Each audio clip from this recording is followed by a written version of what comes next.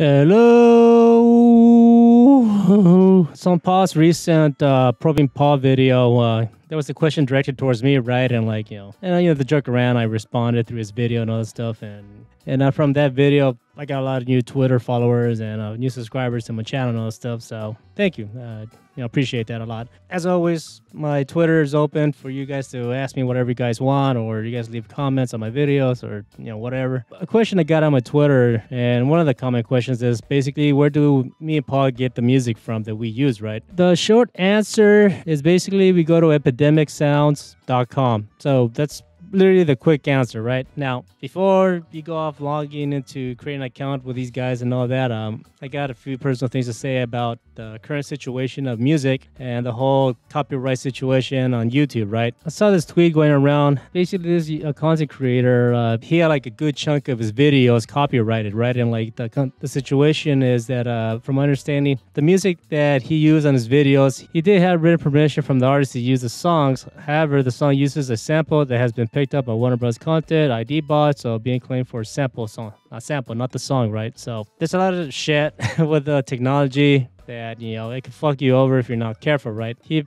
obviously bought the music or he had the rights for it, but the guy he got it from, there was a sample, a little piece of music that got picked up and it, triggered like pretty much a copyright claim, right? As you can see here, all these fucking videos, damn, dude. Can you imagine that? A good chunk of your videos being like claimed or whatever just for like a sample. It's probably not even like maybe 3 seconds long. Who knows? Lately, little by little, I'm trying to like get more music through the YouTube library. Kind of want to go through the process of like how I get the music, why I pick the music, and then not only that, I'm gonna show you how I stretch out the music so it can fit into the timeline, right? For example, this was my last video, right? All my cuts and all that stuff, and this video is pretty much like over 11 minutes long. There's a way in Audition to like stretch out the music very simply, right? Now, this is nothing new. You can actually look up like extend music on Audition, and there's plenty of tutorials on it on the subject, right? But I'm just gonna go over it very quickly, right? Because I guess the mistake I make with my videos or have made is that I assume people would know this stuff, but obviously a lot of people don't. So, all right. So when you're in your account and you have your homepage right here, right?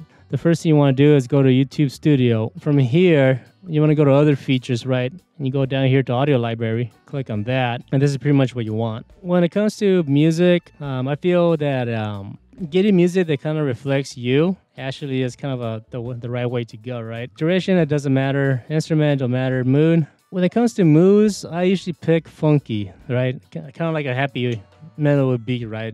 The genre, like, again, depending on the mood of what's going on in the video, there's some kind of crazy angry shit going on. I'll go to like a punk or whatever like that. There was a video with Paul, like he went to pick up his truck all the way in Colorado, I believe. On the drive back, I picked country music, right? Because he's driving through the country. So, it fits that situation, right? But for the most part, like I go with like hip hop or R&B, right? So let's actually go with R&B, see what happens. Let's play a few of these.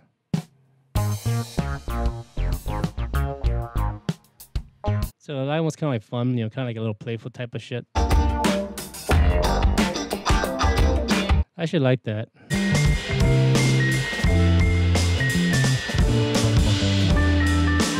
All right, so when I pick music, like I like kind of like a more rhythmic, chill vibe to it, right? I want music to be present, but be melodic, but be chill, right? It has like a little place in the background. It's not like distracting, and like that's something that like Paul asked like the viewers in one of his videos, right? Like, how do they feel about music? And he got a response saying that like a lot of people prefer no music whatsoever because music can be distracting when it's too loud and all that shit, right? I have tried doing some of his videos without any music, but me personally, I feel like something's missing, right? So what I ended up doing is basically I ended up lowering the volume of the music so you can barely hear it, but like it's still there, right? Just to give it somewhat of a feel, right? I mean, it's there. It's not distracting there, So another thing about music is, like I said, I want like a rhythm, kind of like I like a melodic chill, a chill vibe, I want people to feel relaxed when they're watching the video. So something like this.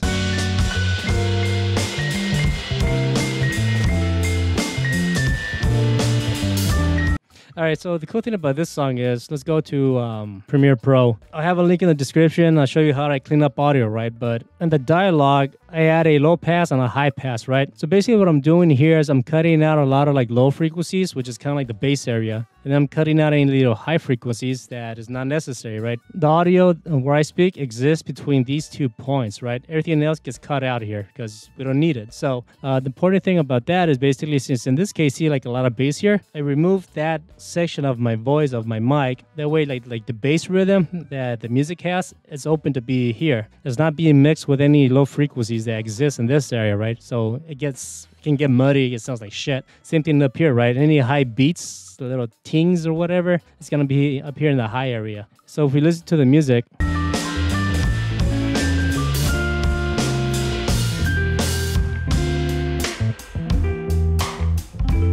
so you can hear like the bass, it's cool and melodic, and you hear like the guitar.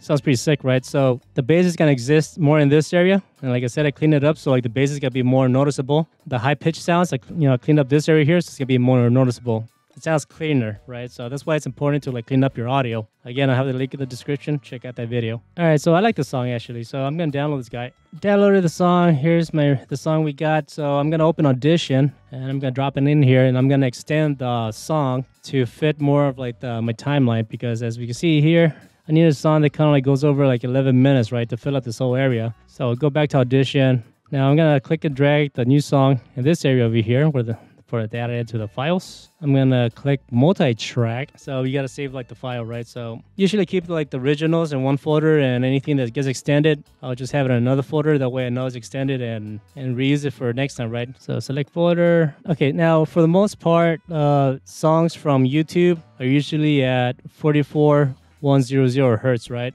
If you don't change the sample rate to match the song, you're gonna get an error and all that. I mean, it'll still work, but it's gonna sound not right? So you wanna make sure that your sample rate matches the music. So in this case, anything that I usually when I download music from YouTube, it's always like this sample rate, 44,100 hertz, right? So let's just say, okay. Now we're gonna get our song here. We're gonna drag it in the first track layer. No errors, everything's good because it matches. As you can see here, the sample rate matches our multi-track that we just created. Here in the remix area, you want to click on enable a remix. You can see analyze a clip. Pretty much what Audition is going to do is it's going to understand how like the rhythm of the music goes. So when we stretch it out, it knows exactly where to make its cuts, right? That way it sounds like a seamless loop, right? All right, it stopped working. So now here in the target duration, all right, this is like the original length of the song. So I'm just going to make this 15 to keep this simple. So put 15, the rest I don't care. Hit enter.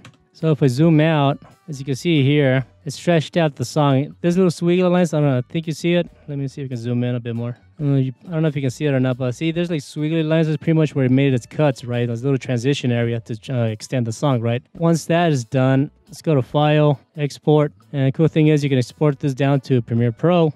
Pick a spot where you are able to find the music that you extended the song at, hit save. Now this area here, before you hit export, make sure you go to mixdown session, because what happens is that, let me just cancel this really quick. See if I zoom out really quick. See, we got a multi-tracks here, so you gotta make sure everything gets compressed down when you render it out to one single file, or else you're gonna get multiple files when you export this audio track, right? So again, go to File, and go to Export, Export to Premiere Pro. Pick a place where you're able to find your music. Now, mix down session. I want to go to stereo file and make sure this is checked, open in Premiere Pro. Hit export. Now, this is pretty cool, right? Like, I'll give you an option that's like, where do you want to put the music? So if you have like multiple audio tracks here, you can have a pull down menu. Let's just say, let's go to audio track 3, right? Hit OK, and it puts it there. And so as you can see here, that song, that originally was like maybe 4 minutes long, I extended it all the way down here to 15 minutes. So the cool thing about this now is like, like I previously made it long, so now I can stretch this down to, match like the length of the video, and you don't have to do much, right? Now, obviously the music is going to be loud whatsoever. I mean, you can like stretch things out, which is cool, right? Yeah, that's too fucking much. So on my previous videos, I showed you how I normalize the audio peaks, right? I'll have links to the previous videos so you know what I'm talking about. I just want to get this video done. But what I do is I select this, right click, go to audio gain, then I go to normalize max peak.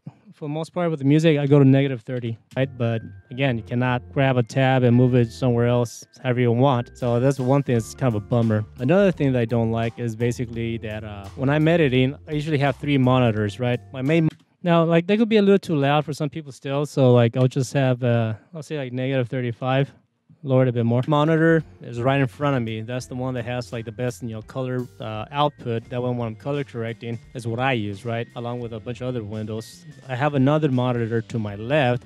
So you can see, like, you can still hear kind of like the bass rhythm in the back and like the high pitched songs too, because like I said, we cleaned up like the audio from like my dialogue. So there's room for like the music to live in that environment and those like frequencies areas, right? That's not taken up by my voice. So that's why it's important to like clean up the audio, right? So better. And that one I mainly use it to have my timeline maxed out in that window. That way I can see like the whole timeline in one window, it's just easy for me to get around. So just to be on the safe side, maybe for the time being, get most of your songs from like the YouTube library. That way you can avoid any copyright bullshit. If you're still getting copyright situations, then yeah, YouTube definitely is high as fuck. But anyways, that's all I got for you. I hope it helps. Take care and peace.